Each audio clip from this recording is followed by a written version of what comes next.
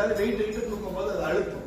அது அழுத்தின உடனே அந்த உணர்வு குறைஞ்சி காலெல்லாம் அப்படியே மறந்து போன மாதிரி நடக்க முடியாத மாதிரி ஆகும். அப்படிதான் ஆகுது. உனக்கு அந்த L3 L4 சொல்லி இங்கே எலும்பு இருக்கு, அதில் தான் எனக்கு பிரச்சனை டாக்டர் போடும்போது. சரியா? இதுக்கு நம்ம கயிறு போட்டு எத்தனை கொடுத்து தாய்க்கு கொடுத்தலாம் சரி பண்ண முடியாது. இது டாக்டர்கிட்ட போய் அந்த இடத்த ஸ்கேன் பண்ணி அதை பார்த்து நரம்பு டாக்டர்கிட்ட போய் தான் பார்க்கணும். எலும்பு நரம்பு டாக்டர் இப்போதைக்கு நான் 90 பூச்சி சொல்கிறேன், எலுமிச்சம்பழம் கொடுக்குறேன், அதை வச்சுக்கங்க, கொஞ்சம் நல்லா இருக்கும். கடவுள் சக்தியால செய்ய வேண்டியது கடவுள் சக்தியால செய்யணும்.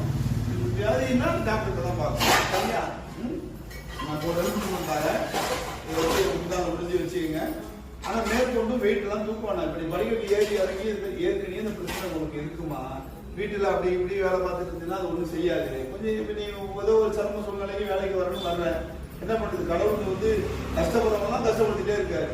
அதுக்கே சண்டை போடணும் சாமிகிட்ட. அதனால உன் மதுரை வீரன்னு சொல்லிட்டாரு, அவர் துணையா இருக்கிறாரு. இருந்தாலும் உடம்புல வியாதி வந்து அவரும் சரி பண்ணுவாரு.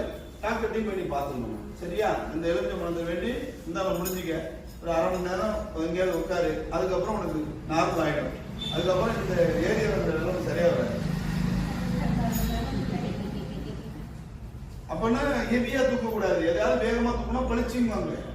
அதுல இருந்து வழி ஆரம்பிச்சிடும். ஒரு 2-3 நாளைக்கு இது இருக்கும், அப்புறம் கொஞ்சம் மெதுவா இருந்தீங்கன்னா சரியாகும் தானா.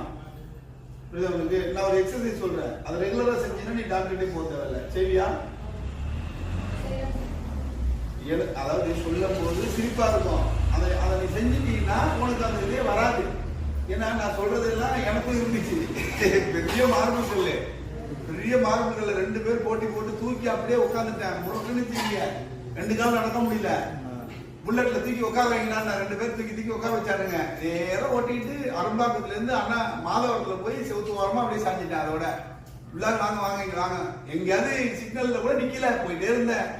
எங்கேயாவது கால் கொண்ட நிலைமை வந்தா கீழே விழுந்துருப்பான். அந்த இடத்துலயும் அவன் தைரியமா போனால போக முடியும் அப்படின்னு அங்க போய் அப்படியே சாஞ்சிட்டேன். அப்புறம் வந்து எல்லாரும் இறக்கி தூக்கி வண்டியெல்லாம் ஆஃப் பண்ணிட்டு அப்புறம் டாக்டர்கிட்ட போகணும். நானுங்க அந்த டாக்டர் எல்லாம் போனேன், மருந்து மாத்திரை சாப்பிட்டேன். அவர் ஒரு எக்ஸசைஸ் சொன்னாரு, அதுக்கு செலவு பண்ணி தான் அந்த எக்ஸசைஸ் எல்லாம் வாங்கினேன். இருந்தாலும் இப்ப அந்த அம்மாவுக்கு அதை ஃப்ரீயா சொல்றேன். நம்மள்ட்ட வந்திருக்கல